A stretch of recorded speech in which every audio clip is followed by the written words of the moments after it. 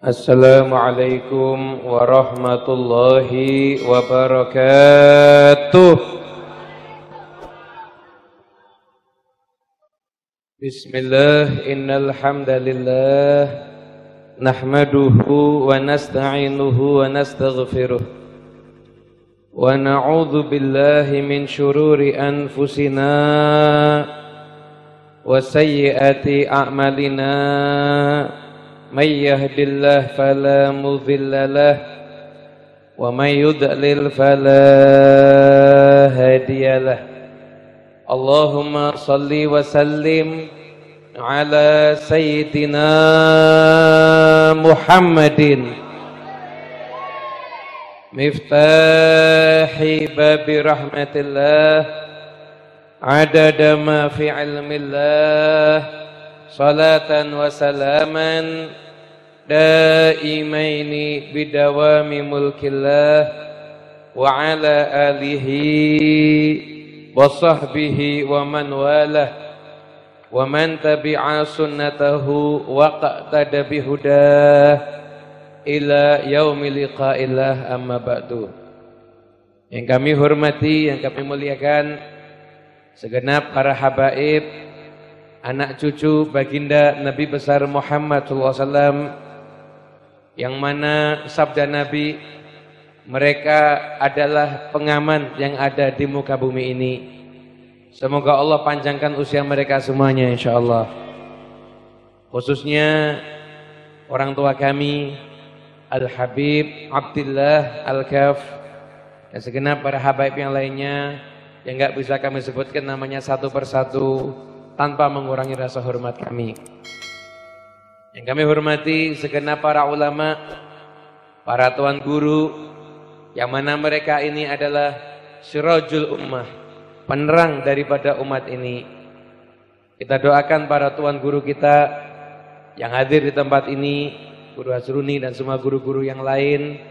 Semoga Allah berikan panjang umur, bisa mendapatkan kekuatan untuk membimbing kita semuanya menuju jalan yang diridhoi Allah Subhanahu wa taala.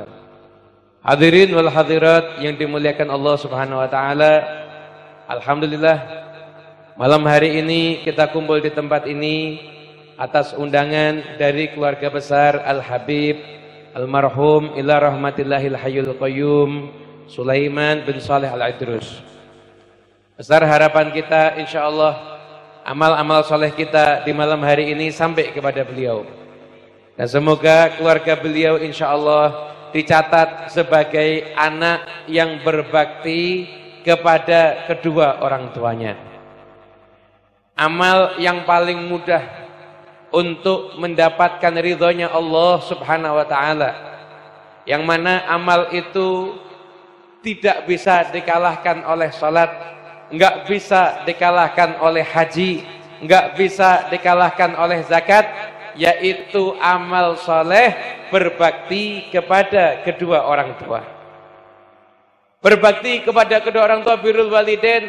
Nabi yang menyatakan ridhallah fi ridhal walidain, keridhaan Allah ada pada keridhaan orang tua, yang artinya Allah Subhanahu wa taala tidak akan ridho kecuali hamba tersebut mendapatkan keridhoannya orang tua. Anda sujud sampai kepala Anda retak, Anda puasa sampai badan Anda kurus, tapi kalau nggak dapat ridho orang tua, maka tidak akan mendapatkan ridhonya Allah Subhanahu wa taala.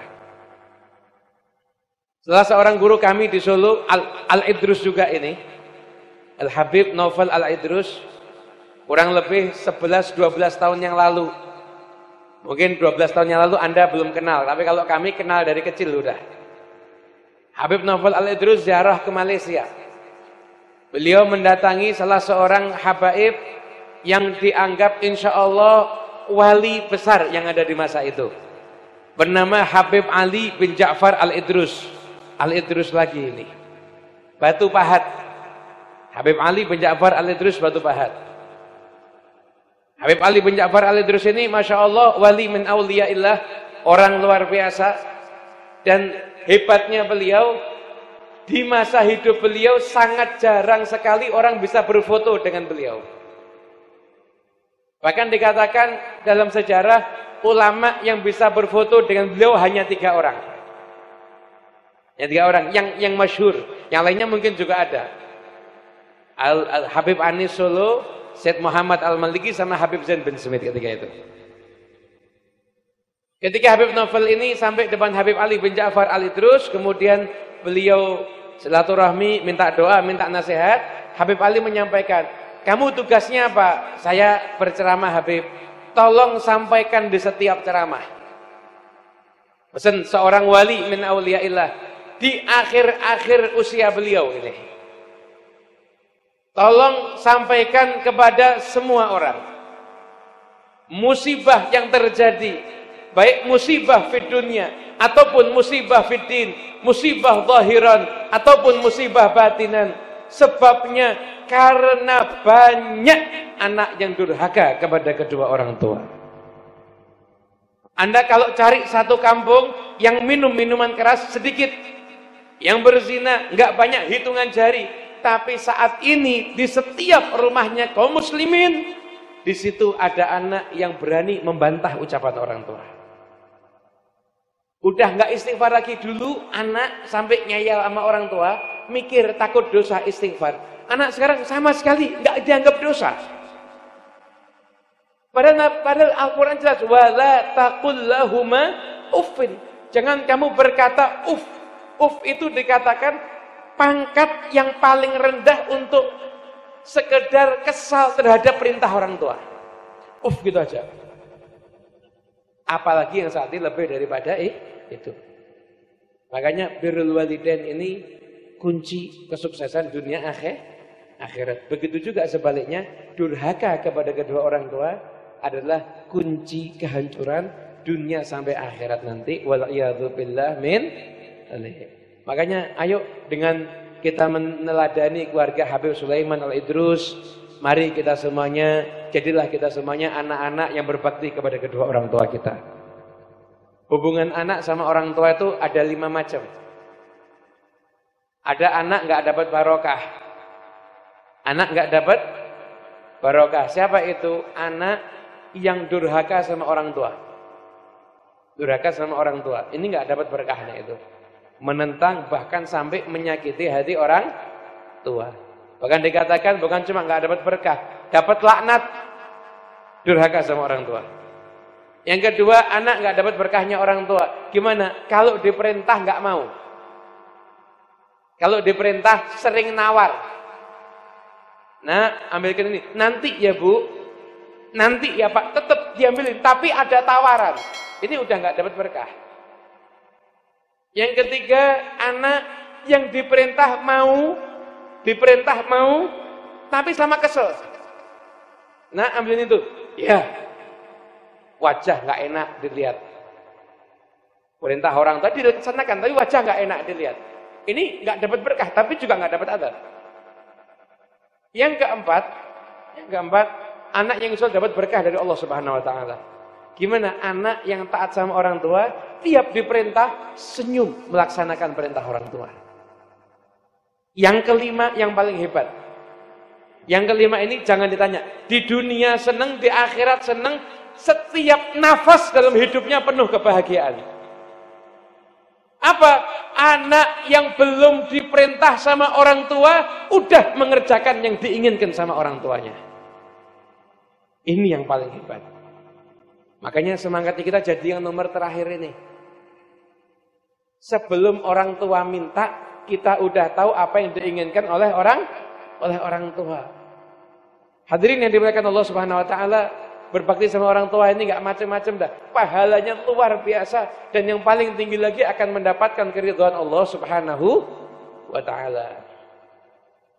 Kami punya satu kisah nyata ini, kisah nyata. Salah seorang sahabat kami, beliau ketika itu punya azam, punya niat. Beliau merantau dari desanya, merantau ke kota Solo. Sampai di kota Solo, alhamdulillah mungkin agak sukses. Dia mulai mikir, saya harus membangunkan rumah untuk orang tua saya. Akhirnya dia bangun rumah untuk orang tuanya pakai utang. Dia utang ke sana kemari, perlunya untuk bangunkan rumah untuk orang tuanya. Anda tahu begitu rumahnya orang tuanya ini jadi, orang tuanya masuk ke rumah itu, orang tuanya nangis. Kenapa nangis? Orang tuanya bilang begini, Masya Allah, rumah saya udah bagus. Yang saya pikir sekarang ini, rumahnya adik kamu yang perempuan, kasihan. Itu rumahnya masih jelek. Anak itu lihat orang tuanya nangis, ini utang, bangunin rumah orang tuanya belum lunas, langsung bilang sama ibunya, Bu, hari ini saya lihat rumahnya adik, hari ini juga besok akan saya bangun. Utang lagi. Untuk bangunin rumahnya adiknya. Anda tahu barokahnya, dari selesai dia bangunkan rumah adiknya, hanya terpaut 2 tahun, 3 tahun, orang itu saat ini udah punya rumah yang saya tahu tidak kurang dari 5 rumah. Yang bangun orang tuanya tadi, saat ini saya tahu rumahnya dia tidak kurang dari 5 rumah. Barokahnya apa? Barokahnya menyenangkan hati orang tua. Habib, ya orang tua saya kan udah kaya. Cara nyenenginnya gimana? Nyenengin itu pakai niat dulu, kemudian diwujudkan dalam perbuatan. Allah Subhanahu wa taala berfirman, "In takunu salihina fa innahu kana lil awwabina ghafura." Allah berfirman, "In takunu salihina," apabila kalian menjadi orang yang soleh, maka ketahuilah orang soleh itu dekat dengan ampunannya Allah karena tergolong orang minal awwabin. Siapa orang soleh yang dimaksud ini? Imam Al-Qurtubi dalam tafsirnya menyatakan as-solihina yang dimaksud adalah as-sadiqina fi niyatil birri bil walidain. Anak yang punya niat untuk bakti sama orang tuanya. Mungkin masih ada di pondok pesantren, mungkin masih kuliah, mungkin masih sekolah, tapi ini anak soleh. Dia mikir, ya Allah, seandainya saya punya harta, ya Allah, saya bahagiakan orang tuaku, ya Allah. Ya Allah, seandainya saya punya apapun juga akan saya gunakan untuk membahagiakan orang tuaku, ya Allah. Mikir begitu ini anak, nggak punya apa-apa tapi ini. Baru mikir begitu aja niat, maka ini anak udah termasuk anak soleh. Dan dijanjikan apa? Ghafur, dapat ampunan Allah Subhanahu wa taala. Mendapatkan ampunannya Allah Subhanahu wa taala, dan maghfirah itu ampunan sangat dekat dengan rezeki. Maghfiratun wa rizqun karim. Maghfiratun wa rizqun karim. Anda lihat di Al-Qur'an, maghfirah ampunan Allah dekatnya sama rezeki. Itu berarti juga rezeki itu akan menjauh, rezeki yang barokah akan menjauh daripada orang yang banyak berbuat dosa. Dan cara untuk dapat ampunan Allah adalah berbakti kepada kedua orang tua, niat yang kuat, saya akan berbuat yang terbaik untuk membahagiakan hati orang tua. Kira-kira nih ada hadis, idkhalus surur ala qalbi mu'min afdalu min ibadati sittina sanah. Nyenangkan hatinya orang mukmin lebih afdal daripada ibadah 60 tahun. Mukmin biasa, gimana kalau yang disenengin hati orang tuanya? Gimana kalau yang disenengin hati orang tuanya? Nggak bisa terhitung pahalanya. Dari saking besarnya balasannya didapat karena berusaha untuk memasukkan kebahagiaan ke dalam hati orang tuanya masing-masing. Semoga kita jadi anak yang berbakti insyaallah. Amin ya rabbal alamin. Izin minum dulu. Suara agak parau ini.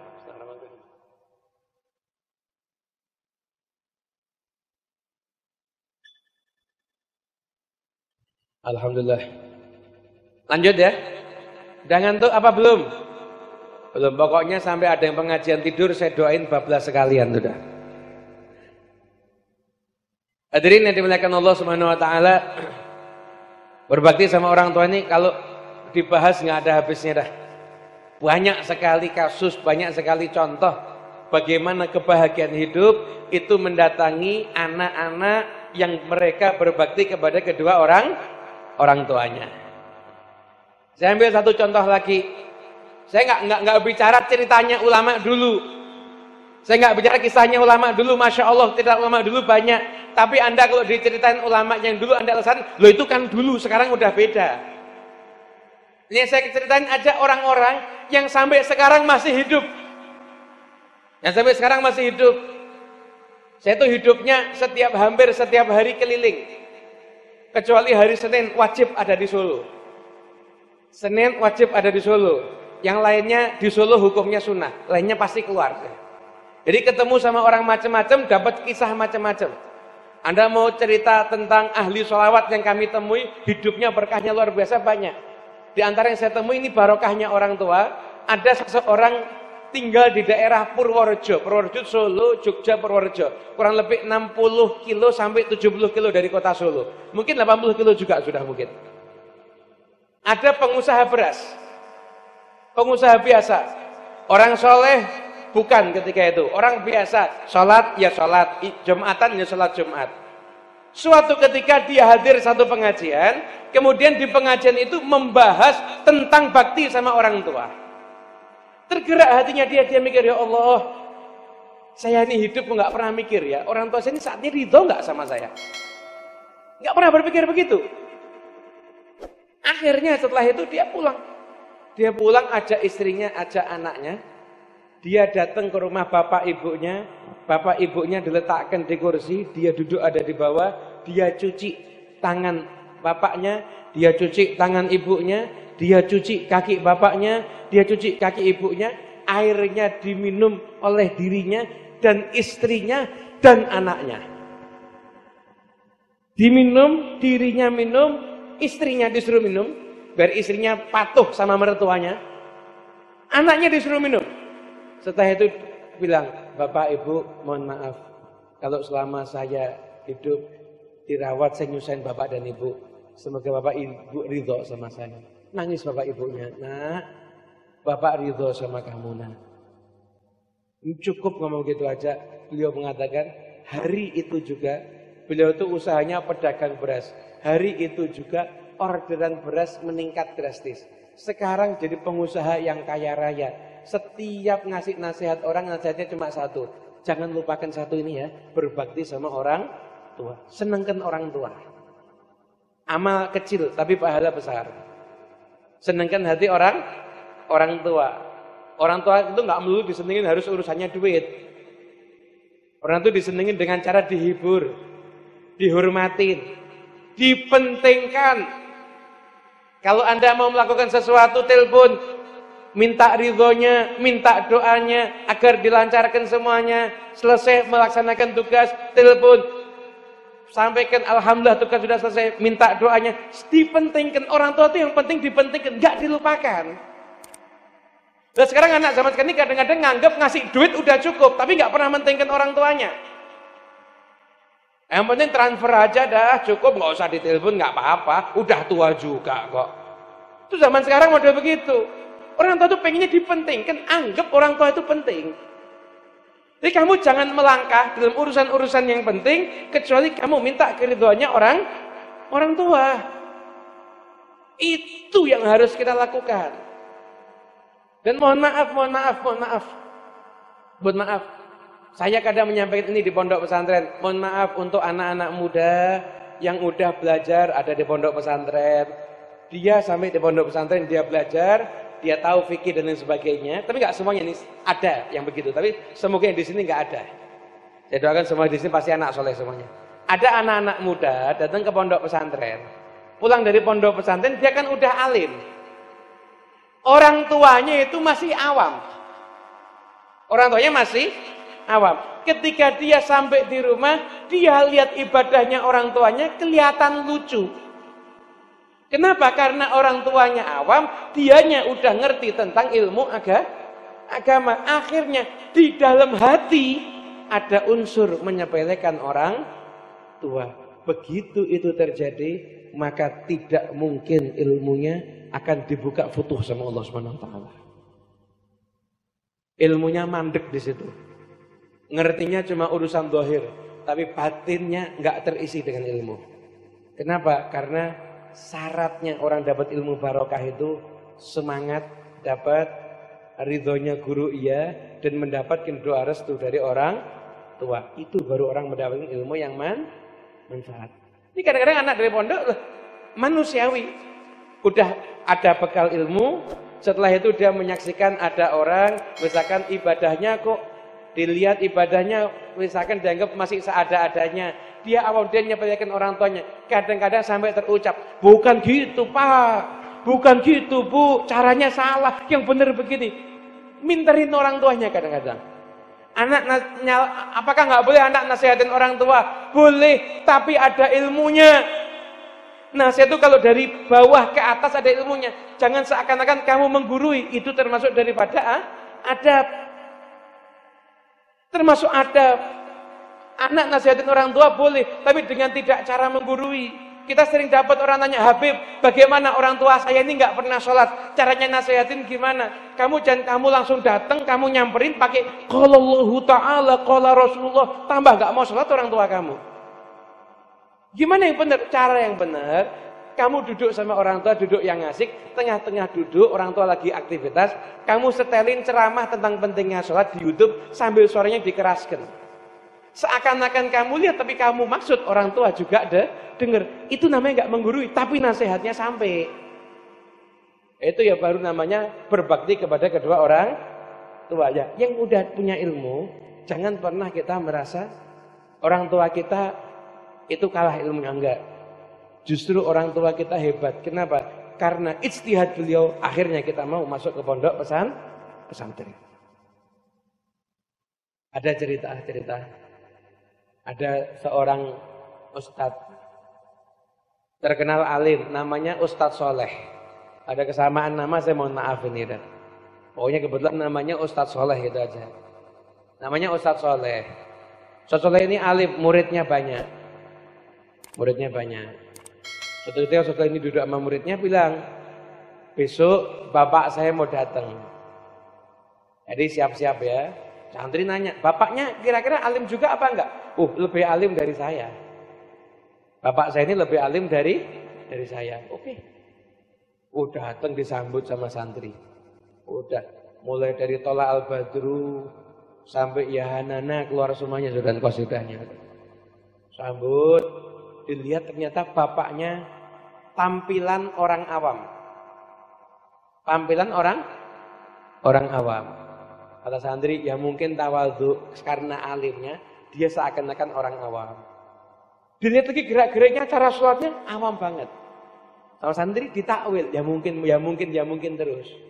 Sampai akhirnya besoknya kencing di samping masjid. Ya santri udah pikir, wah ini awam beneran kalau ini. Ini mau nyari takwilan gimana lagi ini? Kencing di samping masjid. Akhirnya nggak kuat bapaknya pun ngomong sama Ustadz Solehnya. Ustadz, katanya bapaknya alim. Iya alim bapak saya. Ya kan awam. Kita ini udah kita takwil Ustadz macam-macam Ustadz. Sampai akhirnya kencing di samping masjid Ustadz. Kita mau bilang ini alim, ya susah. Kenapa? Ini penampilannya benar-benar kelihatan awam ini. Mau kita takwil apa lagi? Kata Ustadz Soleh tadi, bapak saya itu alim. Buktinya beliau itu punya anak saya. Saya belum tentu sealim bapak saya. Kenapa? Lihat anak saya nanti bisa alim seperti saya apa enggak? Bapak saya itu mondokkan saya sampai jadi begini. Ini semua jasanya bapak saya.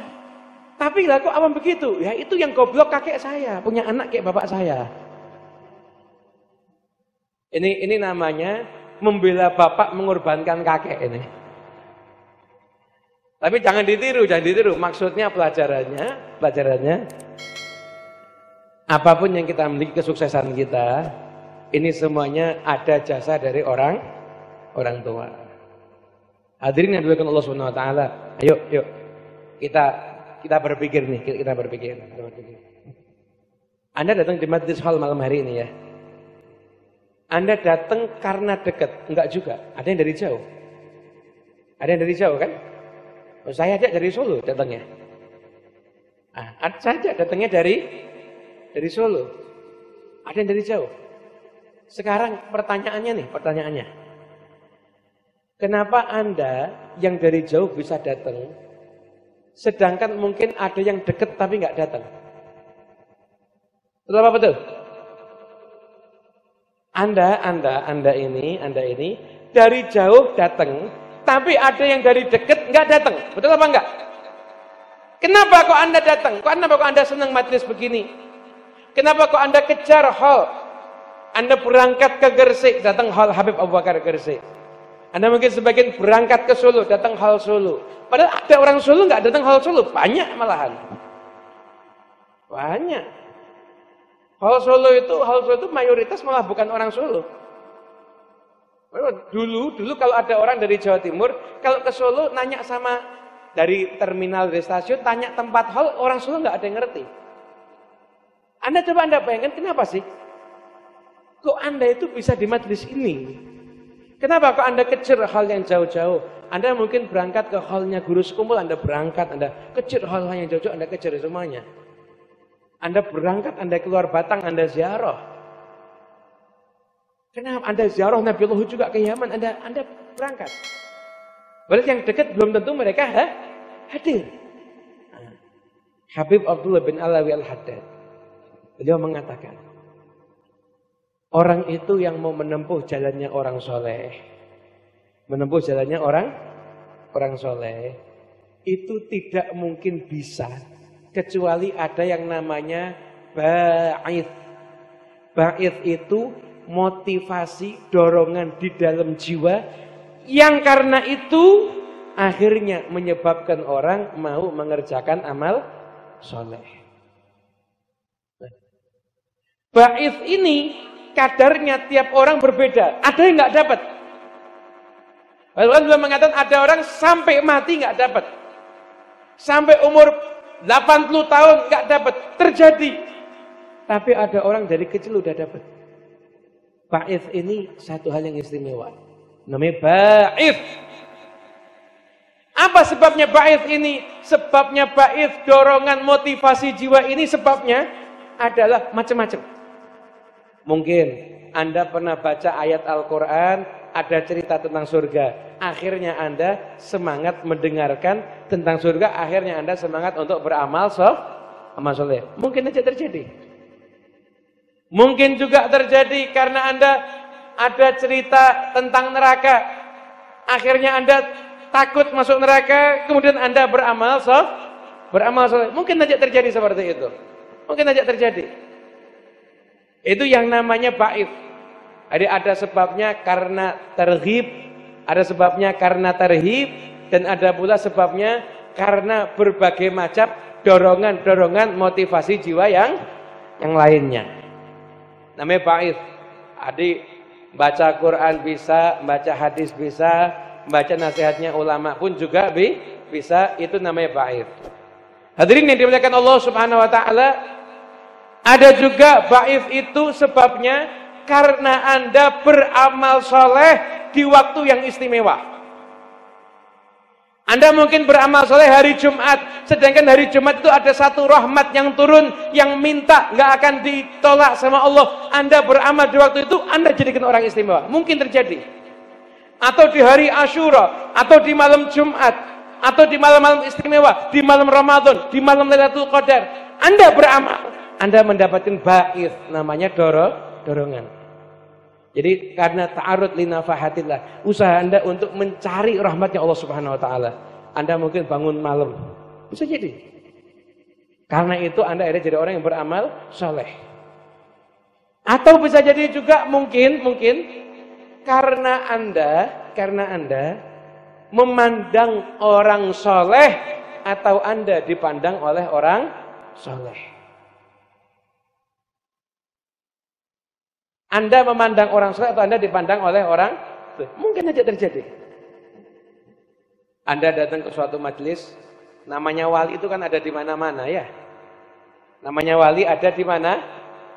Anda kalau datang pengajian begini jangan dianggap yang wali hanya yang ada di atas panggung, belum tentu. Mungkin yang paling ujung belakang sana dia walinya, bisa jadi. Mungkin yang di belakang itu dia walinya, bisa jadi. Nggak berkumpul 40 orang kecuali di situ ada walinya. Lah sekarang ini 40-nya ada berapa di majelis ini? Banyak apa dikit? Banyak, berarti majelis ini insya Allah banyak wali min awliya illah, insya Allah. Cuma yang mana kita nggak tahu. Mana walinya kita nggak ngerti. Hadirin yang dimuliakan Allah Subhanahu wa taala, mana kekasih Allahnya kita nggak ngerti. Di antara sebab Anda jadi orang yang punya dorongan beramal karena Anda memandang wali atau Anda dipandang oleh orang-orang yang soleh. Jangan remehkan memandang. Nabi Muhammad SAW bersabda, akan datang satu masa orang kalau mau perang pasukannya nanya, siapa hal fikum man ra'a Rasulullah? Siapa di antara kalian yang pernah melihat Rasulullah? Ada, maju, maka akhirnya pertempuran dimenangkan. Berikutnya lagi, dalam zaman berikutnya, hal fikum man ra'a Rasulullah. Siapa di antara kalian yang pernah lihat orang yang lihat Rasulullah? Ada, maju, akhirnya menang. Kenapa? Dapat barokah melihat. Jadi memandang itu nggak bisa diremehkan. Lah seorang ulama Abu Laits As-Samarqandi, beliau pernah mengatakan, beliau itu kalau datang satu majelis, beliau itu selalu datang kemudian memandang semua yang hadir di majelis itu. Bahkan kalau beliau itu datang mungkin pulang duluan, beliau taktikan satu persatu wajahnya, beliau pandang wajahnya satu persatu. Kenapa sebabnya? Karena beliau pernah ditanya sama muridnya, wahai Syekh, engkau ini ulama, saya lihat dari tingkah lakumu ada yang aneh. Setiap kamu datang majelis, kamu pandang satu-satu wajahnya orang lain. Kenapa kamu lakukan itu? Beliau menjawab, inna lillahi aqwaman man nadharuhum aw nadharuhu sa'ida sa'adatan la yashqa ba'daha abada. Sesungguhnya Allah punya sekelompok kaum, siapa yang memandang mereka dan siapa yang dipandang oleh mereka, maka akan beruntung, gak akan celaka lagi selamanya. Barokahnya memandang. Makanya Anda mungkin di tempat ini ada barokah, Anda pernah memandang wajah orang soleh atau Anda dipandang oleh orang yang soleh. Barokah pandangan itu akhirnya menyebabkan Anda jadi orang yang rajin beramal soleh dan menghadiri majelis semacam ini. Makanya saya pesan di rumah masing-masing jangan cuma foto pernikahan yang dipasang. Foto pernikahan dipasang, fotonya ulama nggak ada. Yang ada malah lukisan monyet kadang-kadang. Yang saya khawatirkan ini kalau ada lukisan monyet lama-lama mirip takutnya. Yang dipasang lukisan hutan, lukisan gunung, ngapain? Taruh di rumah Anda wajahnya orang soleh ini orang soleh. Kenalin anaknya, kenalin. Nah, pandangnya wajahnya orang ini orang nak hidupnya beramal soleh, nak meninggalnya husnul khatimah. Pandang nak, mandang aja berkah. Dulu Habib Abdullah bin Husain bin Tahir, beliau apabila kedatangan tamu wali min auliyaillah, kedatangan Habib Hasan bin Shalih Al-Bahar, kedatangan wali-wali Allah yang lainnya, beliau panggil anaknya. Sebelum tamunya datang, beliau panggil anaknya, bilang begini sama anaknya, nak, apa pesan? Kamu bentar lagi pandang wajahnya tamunya apa. Kamu pandang titik di antara kedua matanya. Sampai kamu pandang sampai tamunya apa mandang kamu, satu kamu boleh jalan, boleh main lagi. Anak kecil kan? Jadi kalau tamunya Habib ini datang, anaknya datang, ngeliatin aja, sama harus ngeliatin terus. Sampai ngeliatin juga tamunya, baru jalan pergi main. Jadi anaknya kenapa? Biar ditarbiyah rohnya, tarbiyah rohaninya dengan memandang orang-orang yang soleh. Ada juga sebabnya kita duduk di tempat ini karena amal soleh orang tua kita. Bapak kita dulu pernah nyumbang majelis taklim. Karena bapak kita nyumbang majelis taklim, anaknya jadi rajin majelis taklim. Bapak kita mungkin dulu pernah nyumbang pondok pesantren. Bapak kita dulu mungkin khidmat sama para ulama. Bapak kita, ibu kita mungkin tiap malam dulu tahajud. Bapak kita, ibu kita mungkin tiap malam sujud, menangis mendoakan anaknya, minta kepada Allah anak yang soleh. Akhirnya dijadikan kita semuanya orang yang paling tidak berkumpul di majlis yang soleh dan berkumpul dengan orang yang soleh, insya Allah. Barokah daripada orang tua. Makanya jangan pernah meremehkan amal yang dilakukan oleh orang tua kita semuanya. Kenapa? Di dalam amal-amal mereka itulah yang menyebabkan kita seperti ini. Setiap apapun nikmat yang kita dapat, Anda harus ingat, disitulah doa ibu dan bapak kita didengar sama Allah Subhanahu wa taala. Kita dapat rezeki lancar, Masya Allah dapat rezeki, jangan lupa ingat di situ ada doa dan berkah daripada orang tua. Makanya jangan pernah jadi anak yang durhaka. Selalu kita berbakti kepada kedua orang tua. Berbakti gimana? Kalau orang tua masih hidup senengin hatinya.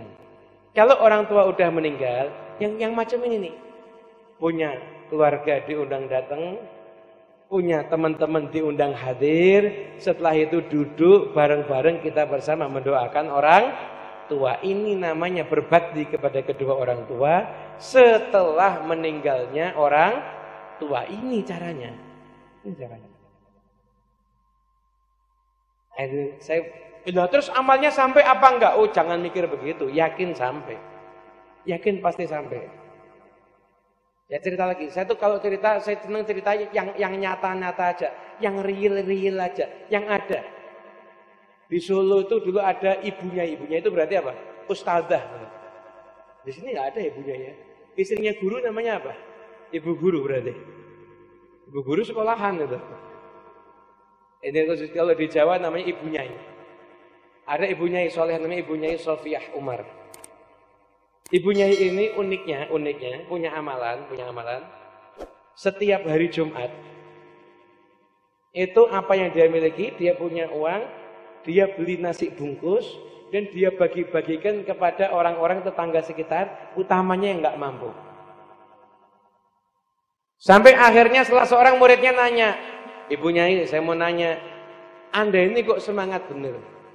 Sekali-sekali hari Jumat tuh libur, nggak usah ngasih itu nggak apa-apa, kok semangat bener? Dijawab, nak, saya punya pengalaman yang nggak terlupakan. Pengalaman gimana? Iya, saya punya pengalaman yang nggak terlupakan.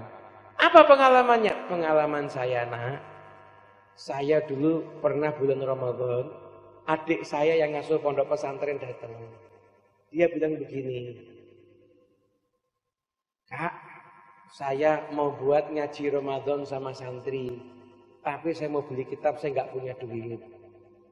Kata kakaknya, Dek, saya juga bukan orang kaya, tapi saya punya simpenan. Kadang-kadang kalau saya betul-betul rezeki, saya simpan. Simpenan saya ambil semuanya, saya kasih ke kamu, silahkan kamu beli kitab buat santri-santri. Dan kamu beli kitab buat santri. Nah, jadi hadirin, ini cerita saya potong dikit. Beli kitab itu penting. Beli kitab itu penting. Jangan nunggu, saya nggak bisa baca, Beb. Nggak apa-apa. Lebih baik nggak bisa baca kitab kuning tapi punya, daripada nggak bisa baca nggak punya. Benar apa enggak? Betul apa enggak? Kalau Anda nggak bisa tapi Anda punya, berarti Anda udah niat anakku nanti insya Allah akan bisa. Itu yang pertama. Yang kedua, kalau Anda rajin beli kitab, berarti Anda menjaga eksistensi ilmu syariat tetap berlangsung di dunia ini. Karena kalau setiap ada ulama nulis kitab dicetak nggak ada yang beli karena alasannya nggak ada yang bisa baca kitab, nggak ada ulama mau nyetak kitab nanti akhirnya. Akhirnya maunya pakai PDF semuanya. Oh jangan, beli kitab itu barokah. Katanya Ki Abdul Hamid Pasuruan, beli kitab melancarkan rezeki. Beli kitab melancarkan rezeki. Saya dulu pondok pesantren di tempatnya Habib Taufik.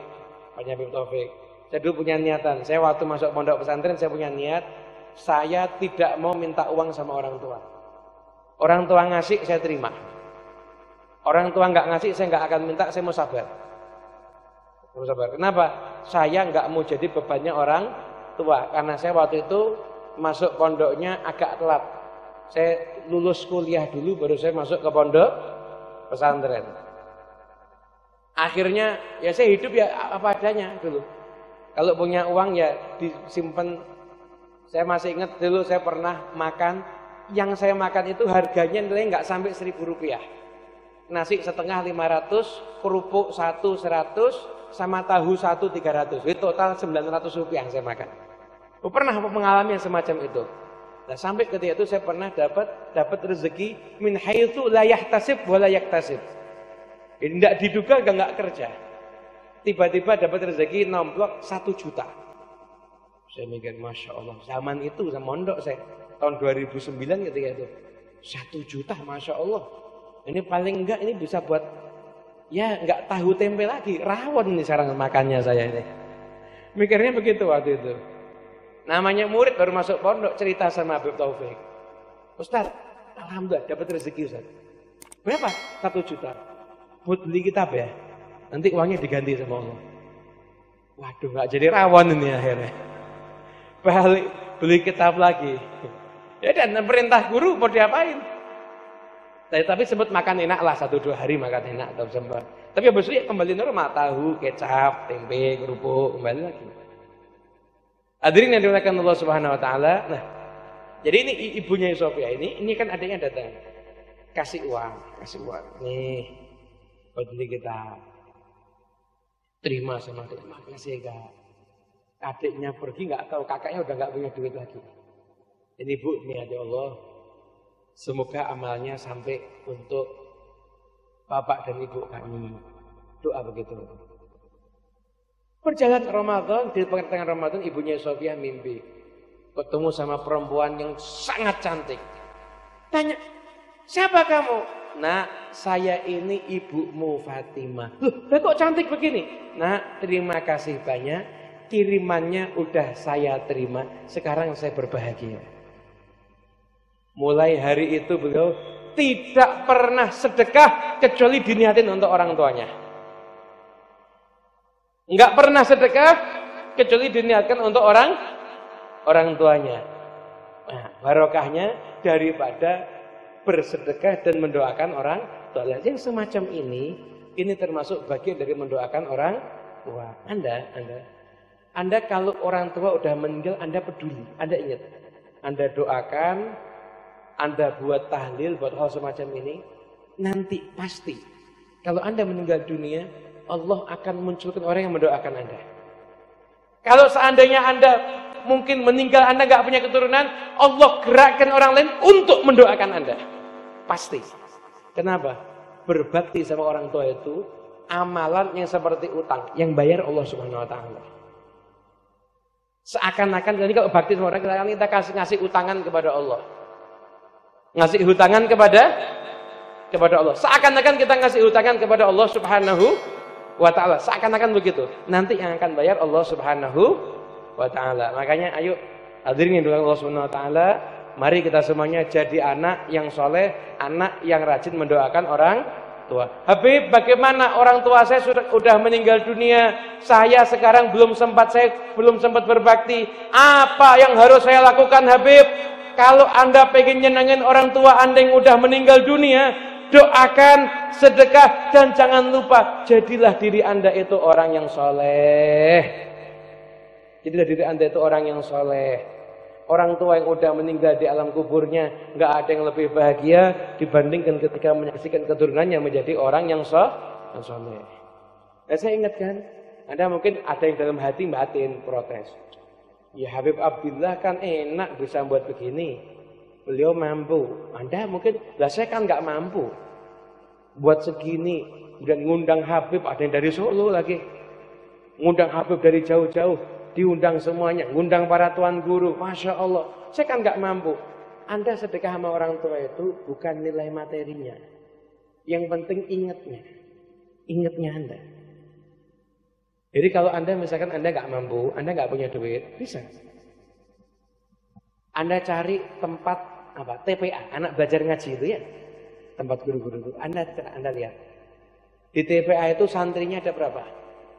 Oh, santrinya misalkan ada 20 santri ya, ada 20 santri. Anda ke rumah, Anda ke pasar, Anda beli pisang, tepung sama minyak goreng. Buat goreng yang enak, jadi pisang goreng ya. Jadi pisang goreng, Anda taruh di bungkus yang rapi, Anda datang sama santri-santri itu, Anda kasih. Ini buat santrinya, ini buat hadiah ustadznya. Ini hadiah pisang goreng untuk santri yang belajar ngaji. Sambil Anda niatkan, ya Allah, semoga pahalanya sampai kepada kedua orang tua. Itu kira-kira santri biasa ngaji nggak dapat makanan, dapat hadiah pisang goreng. Senyum apa enggak itu? Senyum apa enggak? Senyum kan? Oh, dapat hadiah pisang goreng. Senyumnya santri yang belajar Al-Quran itu mungkin menyebabkan orang tua Anda dirubah nasibnya menjadi orang yang dirahmati Allah Subhanahu wa taala. Gak nanggung-nanggung. Imam Ibnu Katsir pernah meriwayatkan sebuah kisah. Nabi Isa itu pernah lewat di satu pemakaman, lihat ada orang digebukin malaikat. Nabi Isa bisa lihat, kalau kita alhamdulillah nggak bisa lihat. Kalau kita bisa lihat, yakin nggak ada yang ziarah kubur nantinya. Nabi Isa itu bisa lihat. Lihat ada orang digebukin malaikat. Pulang Nabi Isa lewat kuburan itu, orang yang digebukin malaikat dikipasi malaikat, dikasih jamuan yang enak-enak. Lihat orangnya kok sama. Berangkat digebukin, pulang udah dihormatin.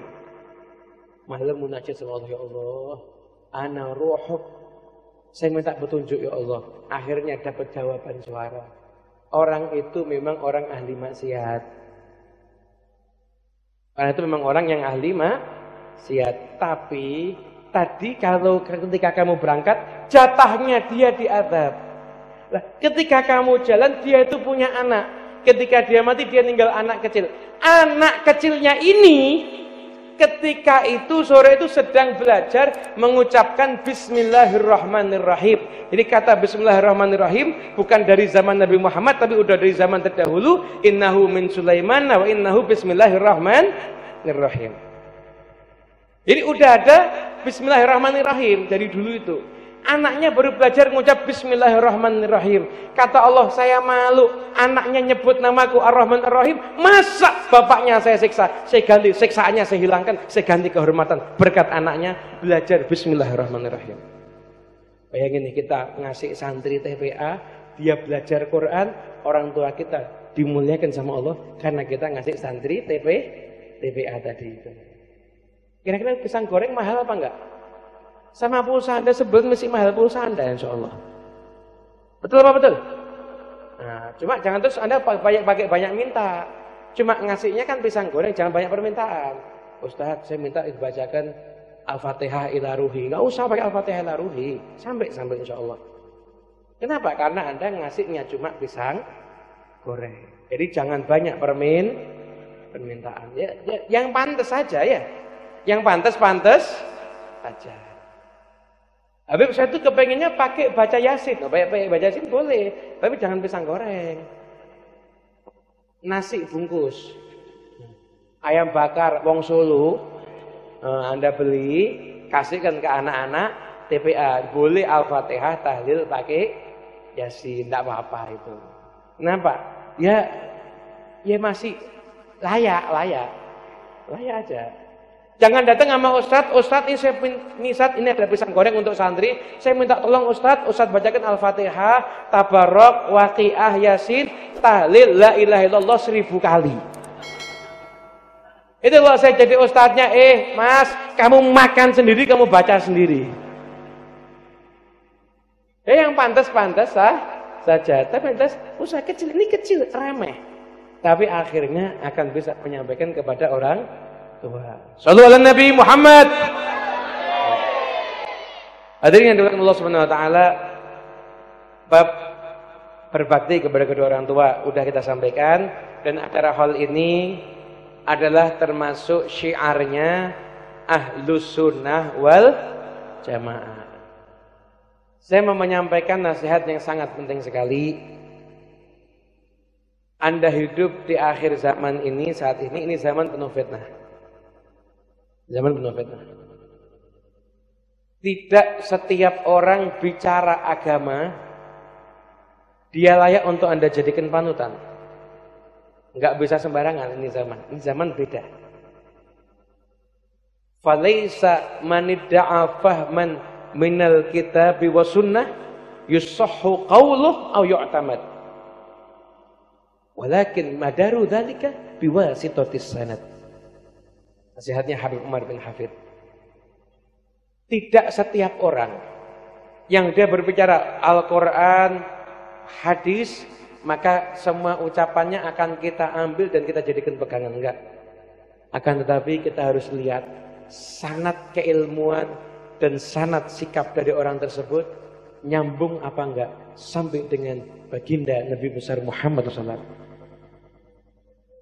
Dan yang paling afdalnya sanad adalah ketika orang sanad keilmuannya bersambung kepada cucu dari Nabi Muhammad SAW.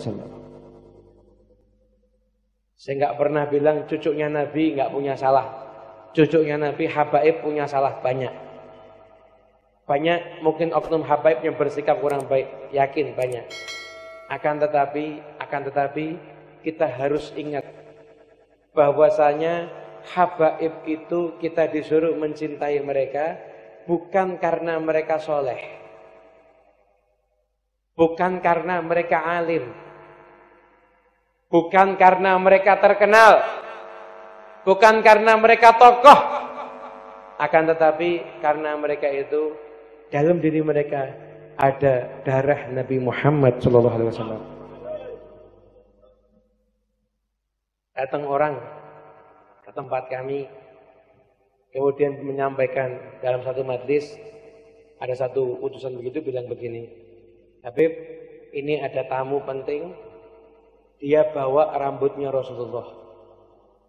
Dia bawa rambutnya Rasulullah, nanti di majlisnya Habib dia datang, dia mau bagi-bagikan ke rambut Rasulullah, semua jamaah itu agar bisa dapat barokahnya. Heboh orang-orang semua. Saya kumpulin semuanya, saya bilang, maaf, Anda sekarang heboh sama rambutnya Rasulullah, sedangkan Anda belum pernah ngecek ini rambut benar apa enggak. Dan pertama, nggak bisa tiba-tiba muncul misalkan dari Solo, saya punya rambut Rasulullah, dapatnya dari mana ini? Enak bener. Lihat, cara paling lihat Rasul itu nggak ada bayangannya, rambutnya Rasul mestinya juga nggak ada bayangannya.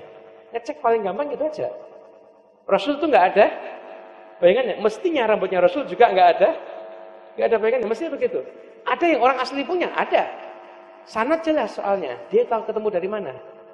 Nggak ketemu, Anda main ke gua ketemu rambut Rasul, nggak ada.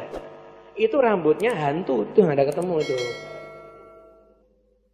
Orang bilang, saya kumpul ke saya bilang, kamu ini heboh sama rambutnya Rasulullah. Padahal itu bagian yang munfasil, terpisah dari Rasulullah. Sedangkan habaib di hadapan kamu, dalam dirinya tuh ada darahnya Rasulullah, nggak pernah kamu bela.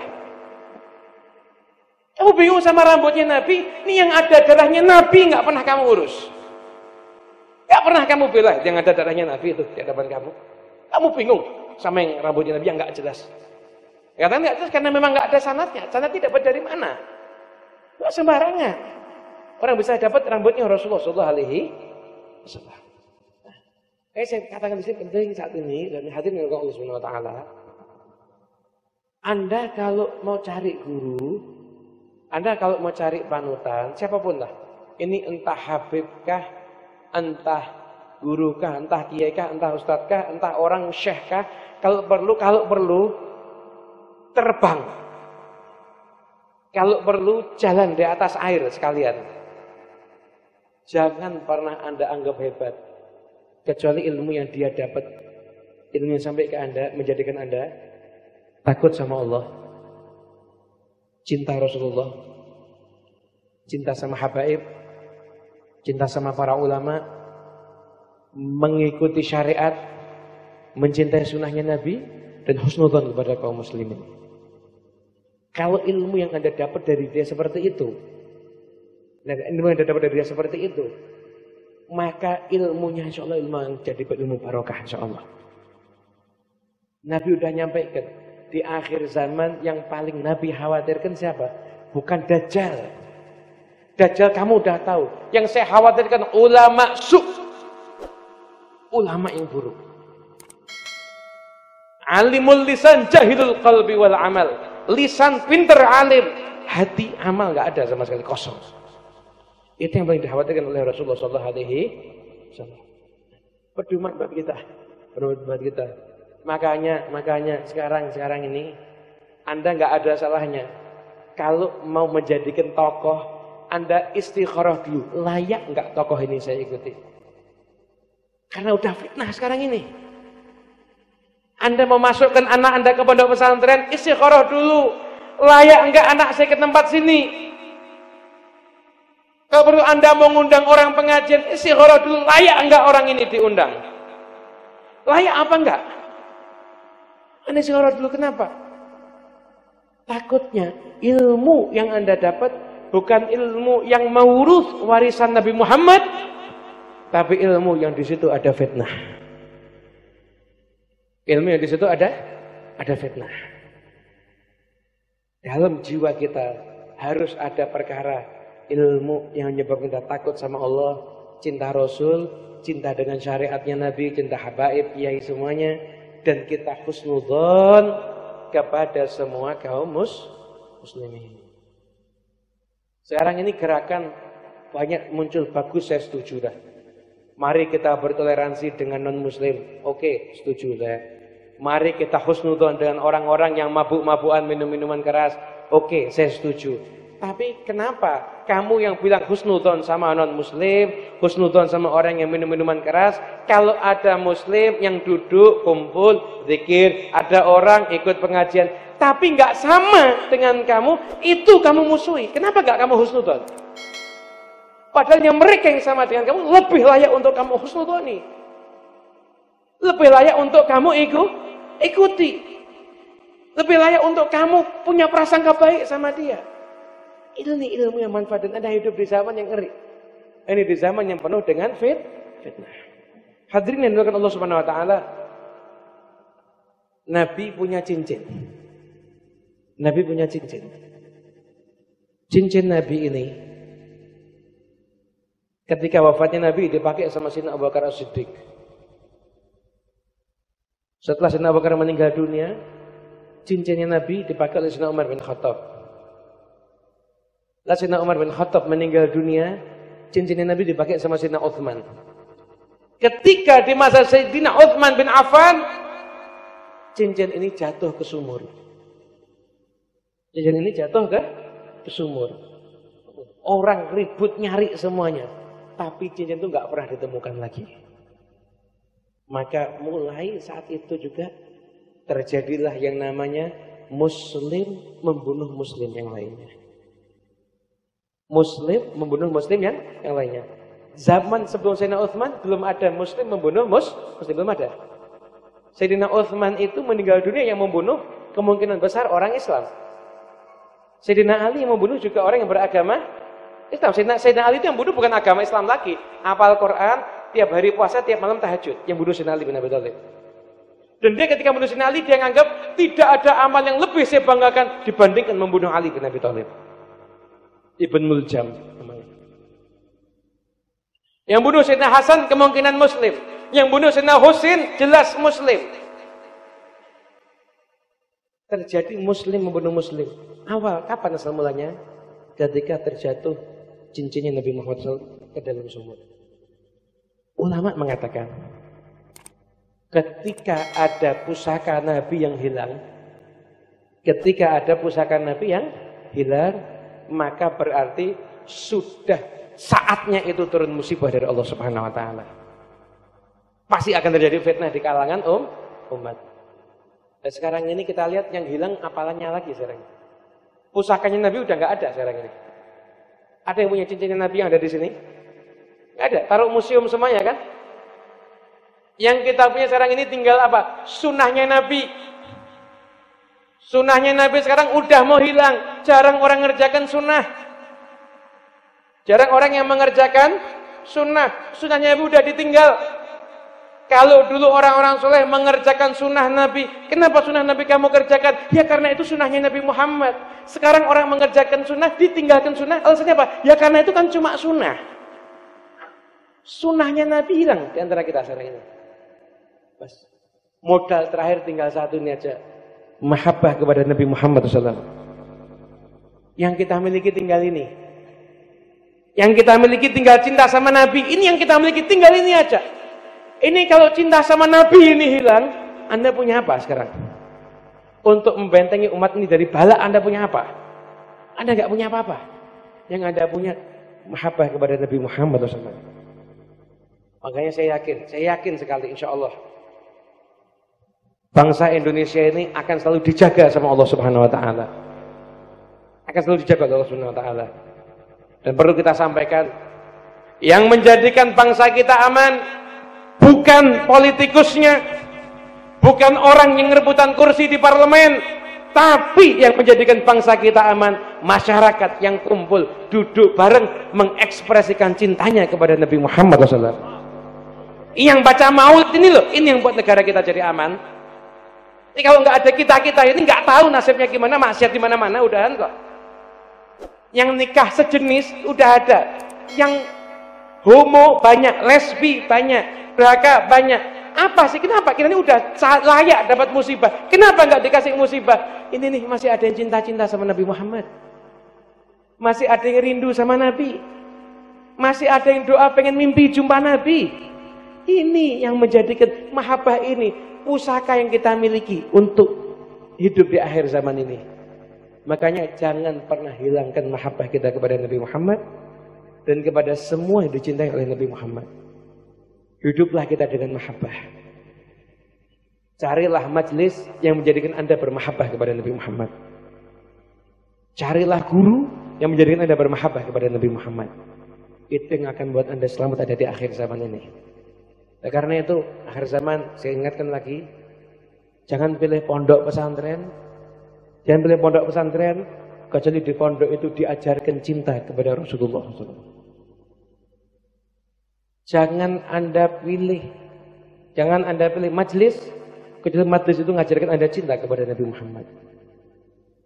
Jangan pilih Habib kecuali Habib itu mengajarkan cinta kepada Nabi Muhammad. Jangan pilih ulama kecuali ulama itu mengajarkan cinta kepada Nabi Muhammad.